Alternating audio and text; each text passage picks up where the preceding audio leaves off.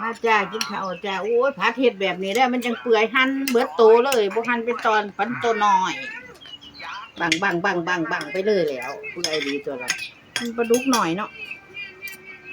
มาจ้านี่แจ้วบักเล่นข่อยได้นี่ บ่เผ็ดจ้ะบ่เผ็ดเห็ดใส่พริกน้อยหนึง เฮ็ดหน่อย เรื่อง ๆ ผั เขา ก กิน สดผักลวก ลวกมี ผัก เมนู เมนู บนโต๊ะอาหารขาดพักบ่ได้ ต้องเขาใหญ่เนาะ ก็เข้ากันยังเขาบ่กินน้ำ คนเดียวกินไหมเข้ากล้องด้วย เข้ากล้องไหม เอากล้องไหมลูก กล้องไหม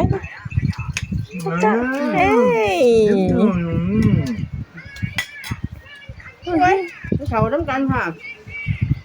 คุณหน่อยกินแต่เช้าน่ะหมูเบิดซ้ำใหม่ไง บ่ได้เบิ่งหันหลังก้าวเดียวเบิดเลย เขา บ่ได้ป้อนเพิ่น เขาเลือดหน่อย แซ่บทุกวันเปื่อยละบัดนี้มันปลาดุกอันหน้าเนาะมัน เปื่อยแล้วนะ ผักลวกกับ ปนจ้ะ